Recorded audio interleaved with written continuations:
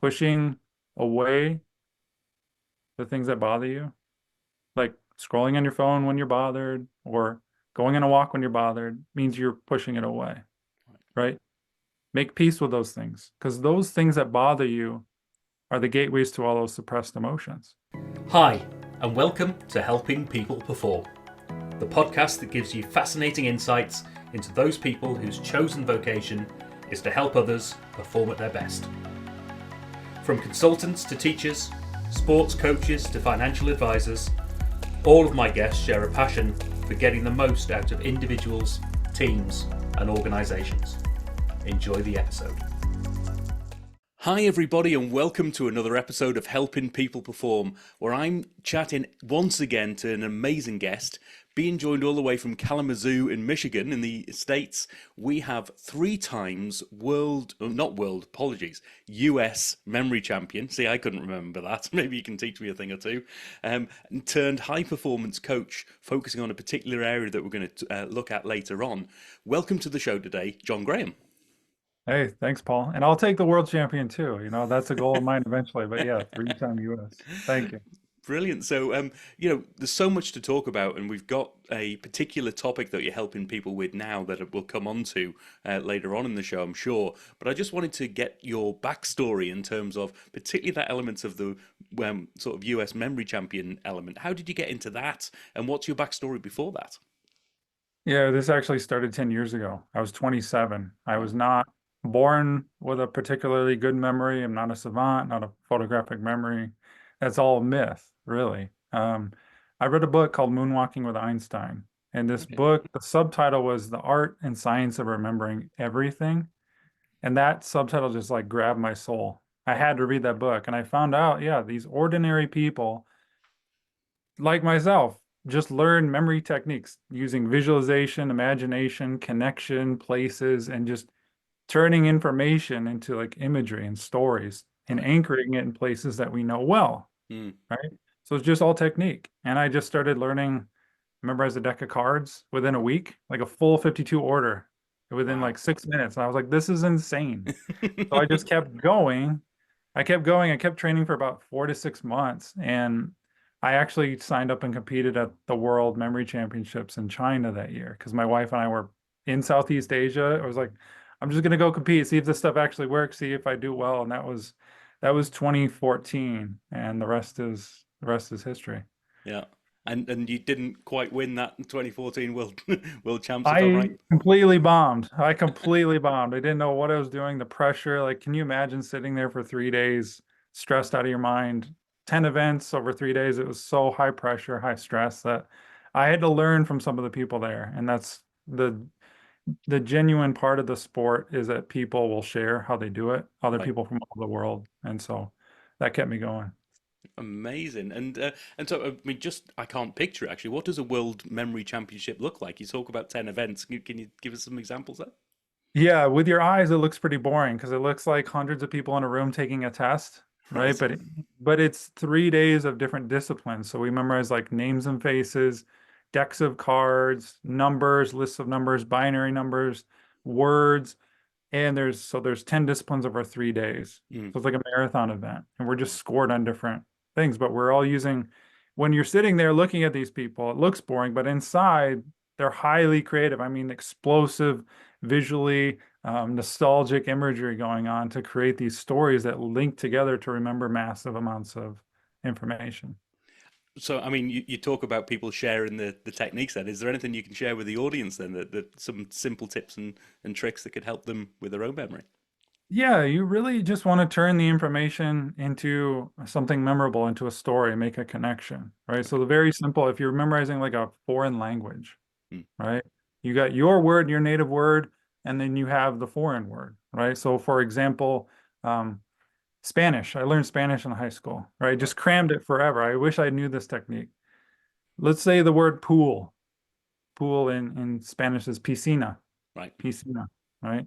So if I'm trying to use a technique to remember that, instead of reading it over and over, I create an image. So pool, you know what that looks like already, a swimming pool. Right. Piscina, now you want to link piscina. What does that sound like? What does that make me think of? Mm. Right? So piscina, right? Could sound like piss in a, Yeah. pool. So you Yeah. imagine you're pissing in a pool, and that imagery, that connection just is so magnetic and so strong that it helps you retain that for longer. Right. Brilliant. And have you seen then the uses of this? You talk about being a high performance coach, for instance. You've taught people some of these techniques and helped them with their own performance through it. What are some of the people that you've helped with? What type of people have you helped? What have you helped them with by teaching them some of these techniques and I've methodologies? helped so many different people. Actresses memorize lines. I've helped engineers memorize terms and Cisco systems, and students all over the world, college students. Right. With memory, it's really about turning on the imagination, right? Because over the years, we kind of lose that ability. We just like, as adults, we're taught that's not important anymore, right? We're so left brain. This whole world is like left brain logic, structure. Um, and it completely shuts off the right side of the brain, which is the intuitive, the creative, the juice, right? Right. So we want to, when I train people, it's taking them out of the structure and the left brain and more into the intuitive, creative side, where instead of like, if I were to give you that example of piscina, a left-brained way of searching for that would be like Google searching your brain and like, what's the perfect image, right? Mm. And the critical mind gets in the way. Oh, no, piscina is too vulgar. I can't use that. Oh, wait, should I use piece, like a piece of pie? Should I? And it's just so clunky and it takes forever, so analytical. Yeah. But if you use your right brain, you allow something to come in. Like Mm. I teach people basically to trust the first thing that comes in, like Right. no judgment, no criticizing it, just trust that and use that as your anchor, as your story. And Right. that helps people with speed, it helps people with intuition, helps people, flow better. And it works better because it's coming into you for a reason. Your brain, your mind chose it for a reason. So that's one of the aspects I help people with is more of a right brain or a heart centered or an intuitive process to do this. Right. And I mean, I've learned a couple of techniques along the way. Back in my facilitation days, for instance, you've got a lot of things to do, and I learned sort of how to memorize a list of 10 things with the one sun in the sky. So you sort of, and some physical movements with your hands as well helps to sort of go, right, what's that round thing that I'm thinking of here? So number one, how do I link it to the sun? Number two, I've got two hands. How do I link what I've got there to two hands? So that's a bit less of the direct creative, but more of a how do you link something to a known list of 10 things? Yeah, Yeah, that's like a peg system. That's a right, link. It's a great way. The intuitive part of that process would be trusting the first idea you have for the connection, right. right? So instead of analyzing, no, the thing with the hands isn't good enough, I don't have enough imagery or whatever. Again, trusting, good to go, next one, right? Right. Yeah. Oh, amazing. And so that culminated obviously over the years. You've got the three trophies behind you for anyone watching the video here. And interesting, we were talking about it.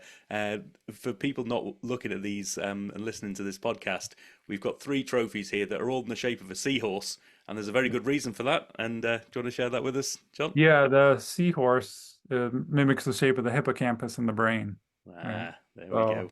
good little brain tip there. Ah, good one to remember. There we go. And just out of interest, what years have you were you US champion on that? Yeah, 2018 was my first. That was at MIT in Boston, and then I'm the last two times, so 2022, 2023. So I'm Wow. hoping to repeat for third in a row this year. And you're going for it this year as well, yeah? Oh yeah, I'll be Fan- there. Yeah. Fantastic. And hopefully we'll see you at the Worlds as well, and seeing that amazing. I would I would say some people would say the skill and the sort of natural ability, but as you've said, this is a worked muscle. This is something that anybody can pick up, and if they want to and they're willing to work at it, can start to build up their own memory and have those techniques for themselves. And I think that's so many people who I've seen across the businesses that I've helped as well, who would benefit from this ability to recall more information, or be have a better memory for the things they're supposed to do. I mean, the great example you said there about the engineering team, and if you've got a new system in place, so many new bits of jargon to learn. How do I learn them all? Mhm. If I've got a big presentation to do, how do I remember how my presentation is going to flow, or the key points that I want to make? So, Yeah, uh, it's just turning that information into something creative. right, You can use the memory palace, and some people have heard of this too. Like if you're memorizing long list or a speech, and you need to remember order, sequence of it, Yeah. right? You can turn parts of the speech, create an image or a story in your mind to represent that part, and put them in order. So the first image can go at the first place in your house, the first location of your house. That's a Right. memory place, right? Place you know well. First image can go in the door, the first part of the story, and then mentally you walk in, and then the first, the nightstand, or not the nightstand, the closet, you can put the second part of the story of the speech, and then the third part's on the couch. And mentally walking through a place you know well, you see the images, which are kind of like bullet points on a flashcard, Right. right? Or a note card. So instead of note cards, and I use this technique, I was the best man at my brother's wedding, and I memorized a 15-minute speech. Like the photographer who's has photographed weddings all over the world, and he's like, I've never seen someone memorize 15 minutes of a speech. He was like, how that did you do that? Yeah. Right. And I was like, I'm a memory champ, but I just used bullets into images and just put them around my house to remember, oh yeah, that's what I'm talking about next. And it's Yeah. just ingenious, but anyone could do that.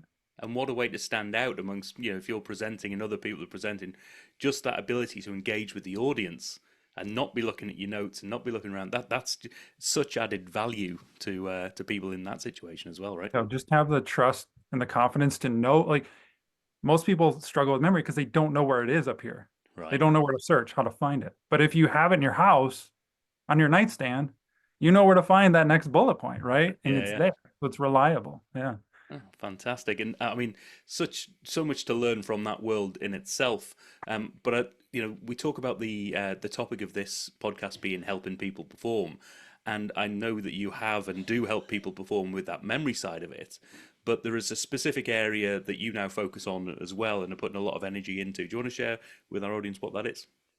Yeah. I struggled with anxiety most of my life, chronic anxiety, Mm, not just like worrying about things in advance. That's part of it, but the internal physiological heaviness, the dread, and it led to panic attacks. I mm, was at one point having multiple daily panic attacks, which is just, it's so debilitating internally. And I tried all these conventional methods, which I'm sure most people try, and wasn't getting anywhere. It was still looming. It was still underneath the surface of me, just like paralyzing me in moments. And here I am, a US memory champion, and I would like freeze up and I would like tense up and I wouldn't know what to say, or I'd just go in my head and I would feel overwhelmed and have to go escape. So it was just got to the point where so debilitating that I had to find answers, right? And I was trying, I tried hypnosis, I tried mantras, I tried supplements, meditations, guided meditations,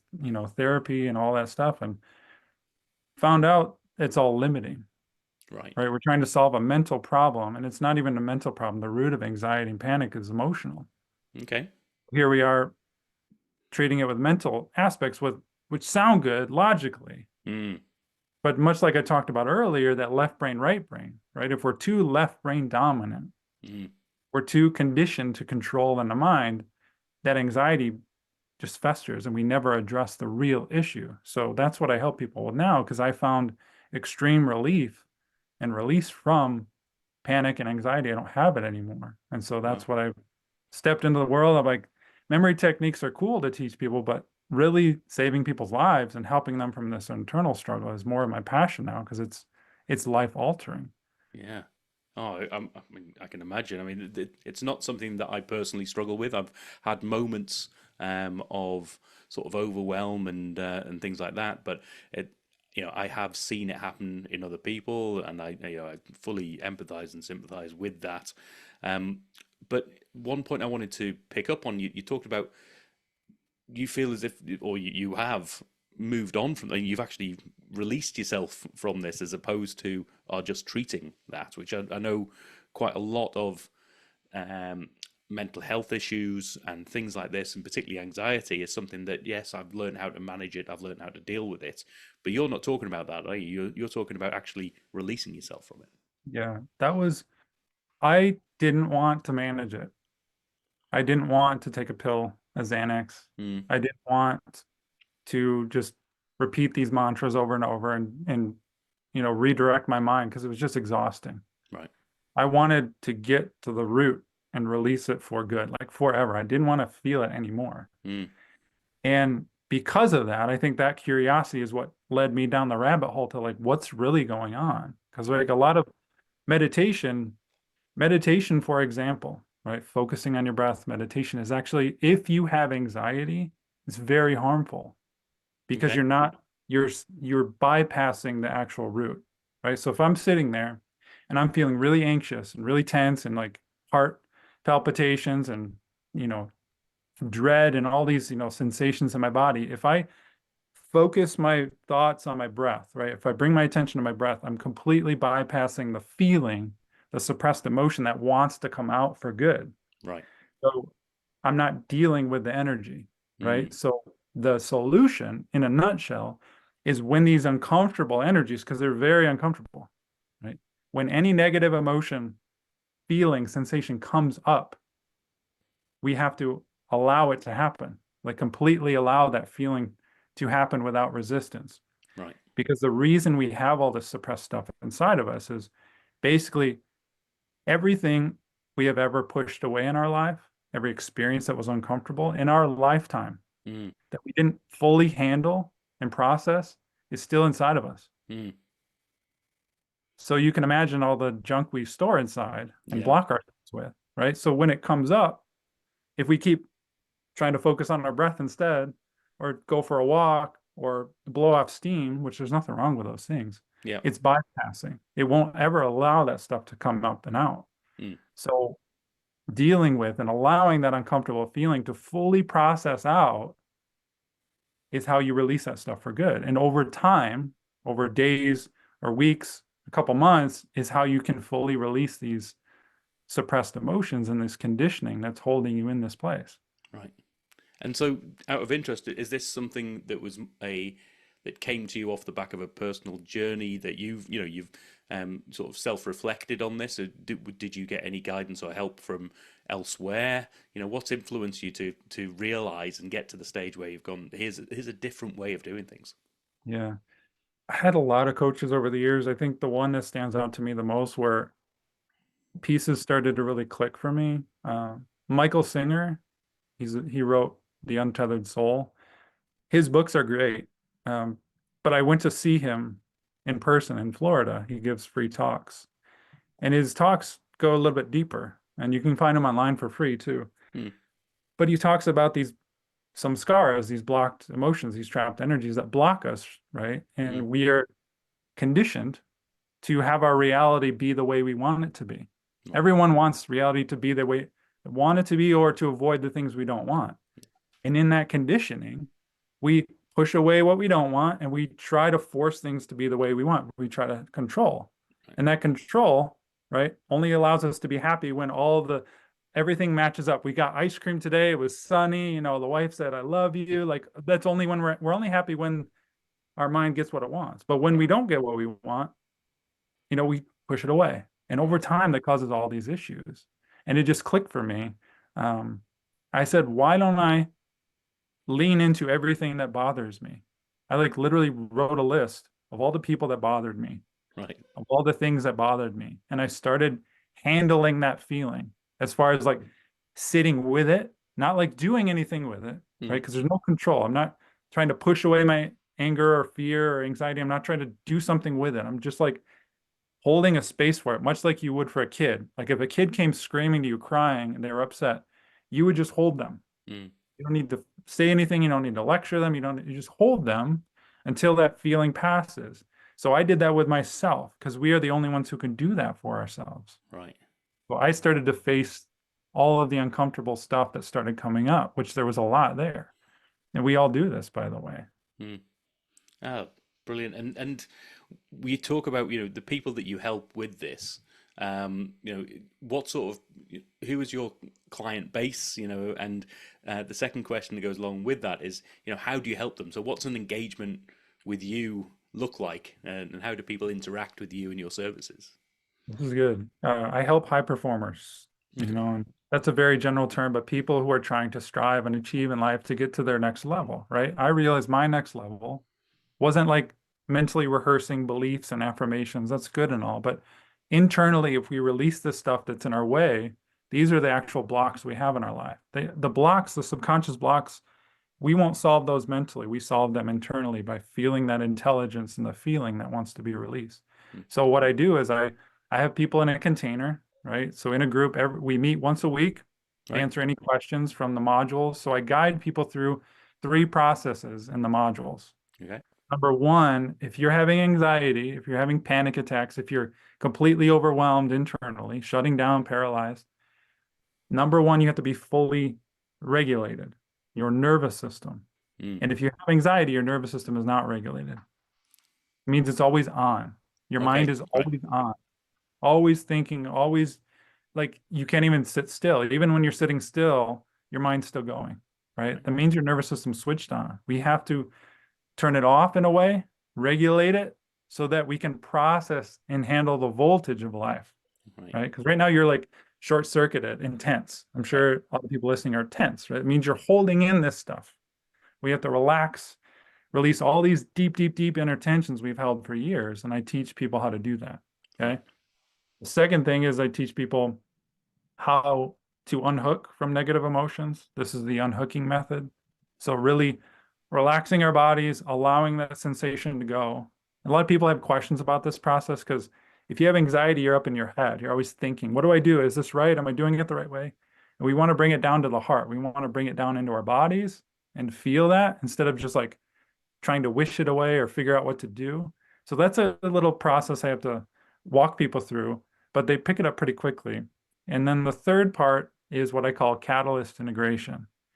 And there was an experience I had. My grandfather committed suicide Wow. a little while back. And I share that because everyone has different experiences with life, right? Mm. I had extreme rage come out at him when he did that, Right. right? Wasn't just sadness, there was sadness, but this intense amount of stuff came up for me Mm. because I judged him. I judged people who were suicidal. I didn't understand them at the time. And it was all of that came out in rage. How could you do this to our family? How could you not leave a note? How could you abandon us? How like it was eating me alive. It was so much poison. And one day, after like a month of this suffering for me, because I was holding poison, I realized I was holding on to all this poison. He was gone. He made his choice. And I'm holding on to so much stuff. And I learned, I went to bed that night. My head hit the pillow and I said, Grandpa, I don't agree with what you did, but I love you. And I swear to you, an elephant of rage lifted off my shoulders Right. and it was gone. I couldn't get mad anymore. Like I tried to go back to the memories that ticked me off. It was gone. Wow. It was all gone. The sizzle was completely gone. I said, what the heck just happened? And from that moment, I figured out why we hold on to stuff from the past, why we hold attachments, and how to release that stuff. Because we have massive boulders inside of us from the past, from people, from resentments, from disagreements, from breakups, from whatever. No judgment. But the catalyst integration is a process anyone could do in the comfort of their home, 5 to 15, 20 minutes sometimes to release these things. Right. And once you do that, you're fully regulated. You learn how to unhook. You release the stuff with catalyst integration. That's how anxiety is released for good. That's how panic attacks are released for good. And you don't suffer from those dense energies anymore. Wow. And I mean, such powerful stuff, as you say. And you know, I think it's amazing having seen some of your stuff and seen your things online as well around how, you know, you've got those 3 things. Any 2 out of those 3 would help you along the way, I'm sure, and make an impact. But actually having all 3 of them together is probably the magic source of being able to get to the other side. And you know, really applaud you for the work that you're doing on that, and for the help that you're giving people. And you know, I love the fact that you've taken something that's personal, you've gone through a journey, and you've gone, right, here's a way that I can help people and help others perform at their best. And you know, I think it says in some of your materials as well. I was chatting to you before recording. This isn't for everyone. You know, it could maybe expand on that a little bit. Who's it for, and who's it not for? Yeah. Well, I was sharing earlier that some people are okay managing and coping with their anxiety and panic, and that's okay, like no judgment. If you Yep. want to keep taking meds, supplements, grounding, therapy, and keep talking to someone, that's fine. But what I do, as you can tell, is an uncomfortable process, but Mm. it's the only way through it. The only way to release all of the stuff we have inside of us is to feel that emotional pain as it releases. Because we've stored it as pain, it will release as pain, as emotional pain, right? As sadness, as anger, whatever. And we will feel that. Okay. But you're already suffering with it every day. Why don't we just deal with it? Right. So when I say it's not for everyone, you have to be committed to following this process through, knowing that it works, Yeah. knowing that it will be uncomfortable, but it will be to your greatest, highest benefit over time. Mm. Right. So if people are willing to go there and are coachable, that's who this is for. But if people are want to stay put and they don't want to deal with anything from their past or people or things, that's okay too, right? Yeah. No judgment. So if Yeah. you're willing to face these things, release them for good forever, then that's who this is for. Brilliant. And I think, like any high performance journey, you know, this sounds as if this isn't a sort of silver bullet quick fix piece. It's not a life hack that you can just go off and do. This is something, if you're willing to work through it, there is a return on investment really off the back of it. It's like, do I want to pay out $1 of pain a day for the rest of my life, or go through a process where I'm sort of spending so much in terms of the pain right now in order to get through it, so they don't have to have that payment anymore. Sort of rent versus buy view in some ways. Yeah, and I don't mean to scare anyone too with the emotional pain. I mean, people understand, they'll feel uncomfortable. Mm. It's not as uncomfortable as people can imagine. Because like I said, a, a life's worth of judgment and attachment and rage released in 10 seconds for me, Right. right? And so if you know how to do it, and yes, you are willing to go there, not knowing, having a goal of like, I want to be panic attack free in 2 weeks, like be realistic and allow this stuff to move through you the way it needs to, because we're all different, but it will work for you. Brilliant. Oh, superb! And I do encourage people, anybody who's struggling with this in any way, or indeed that you think this is just a technique that might help you achieve a new level of performance. I know we were talking before the recording about the fact that you're getting clients who don't even suffer panic attacks in some ways. They just want to go, to believe that they can reach that level of performance by, another mechanism in some ways. So I think that's fantastic. Yeah, everyone has suppressed stuff in Yeah. conditioning, whether you suffer with panic or anxiety. So when people are like, hear about this suppressed emotion, like, yeah, I want that gone too. Because when you release and feel through the stuff, this is intelligence. This is parts of ourselves that we've denied. And in that energy, that emotion is intelligence. That is the block you need to overcome. It's not a mental exercise.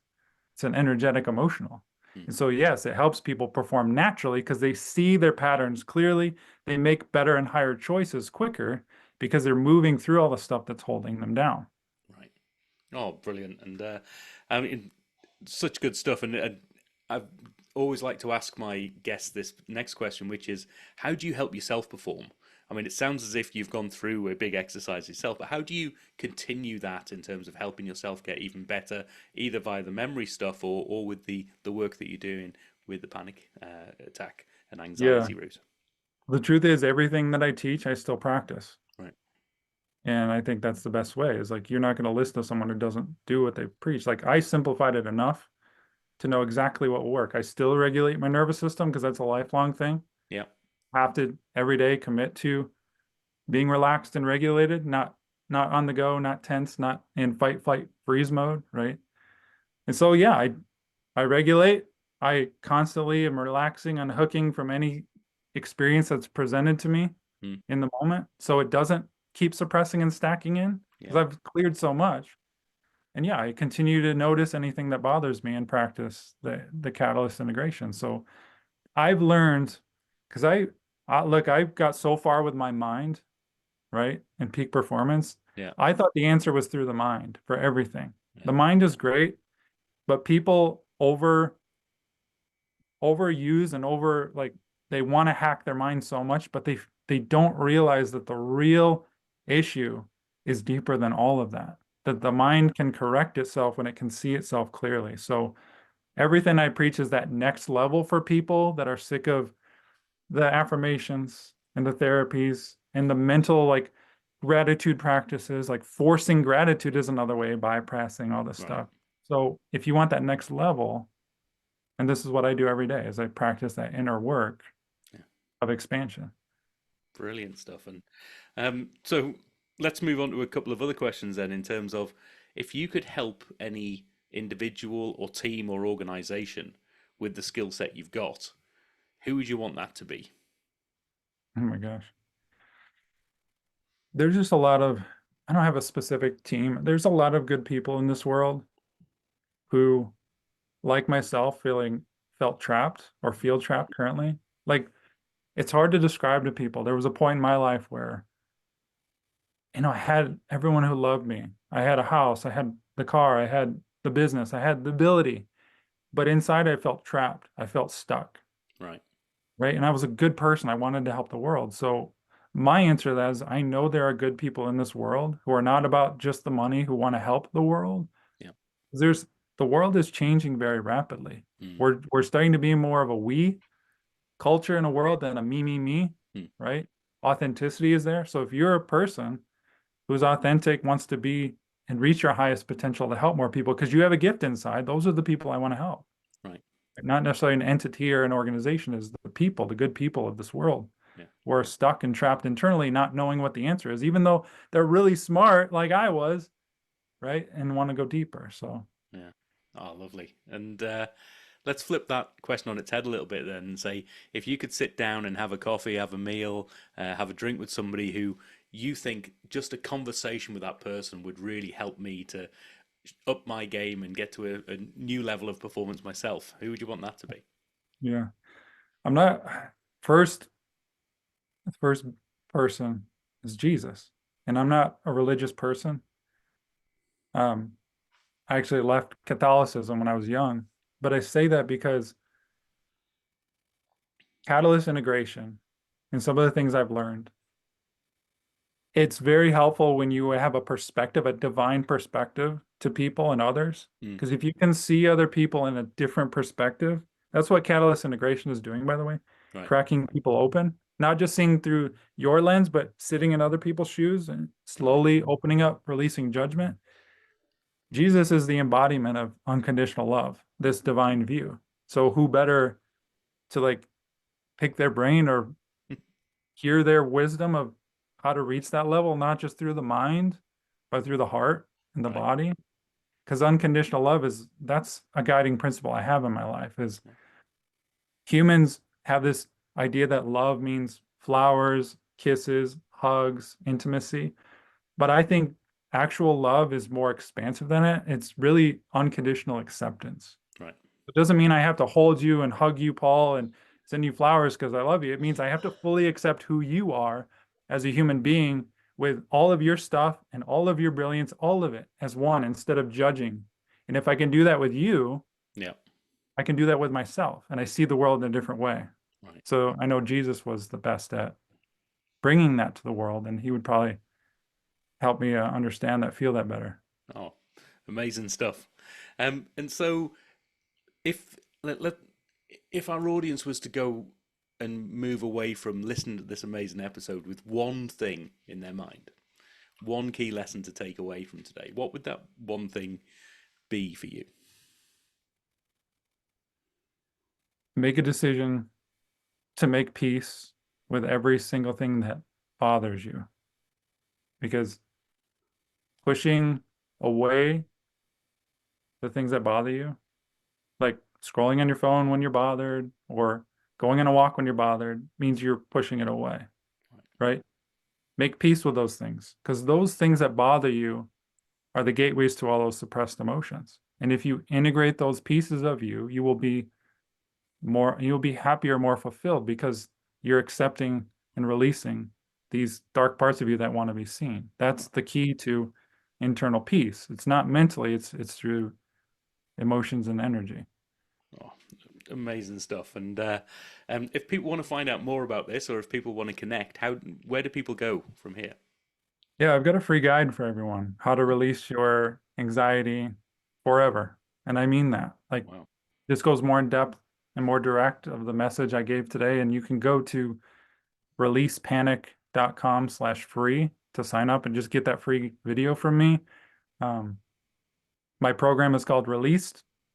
It's at releasepanic.com. And then you can follow me on Instagram at MemoryJohnG for more content, more questions. But feel free to reach out, DM me, or find my email on the website. I'd be happy to help any of you guys. But I do want to give you guys the truth of what's going on internally to help more people. Whether you work with me or not, I really don't care. But I know that people are dying for this because I was at the time, and yeah, happy to help anyone who's interested.